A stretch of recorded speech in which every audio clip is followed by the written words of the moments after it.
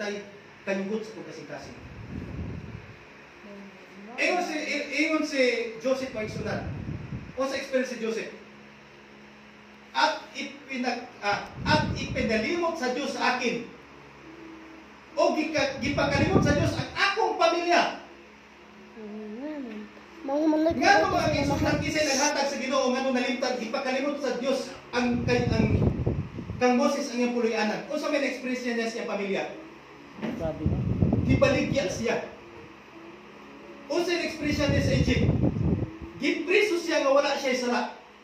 Pero nagpabiling siya diha sa Ginoo mga tinutano, bisan pa sa anaa sa kaulawan sa kinabuhi mag-igsunan. Nagpriso siya nga wala siya sala. Ang kaso niya mag-igsunan, rape. Ano tao sa karon? Di ba kaya siya? Di Potipas nga gilubos.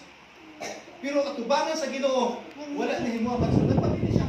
Kaya sa diha kasi Joseph naabot sa Egypt, sa diha pamiabot ang iya mga kaigsunan, walay pagdumot sa iyang kaugalingon kay mismo ang Dios ipakalimtan sa Dios ang pagdumot sa iyang kaugalingon. Kaya sa diha nga nakita niya iya ang kaigsuon, iyan gikaluyan ang kaigsunan.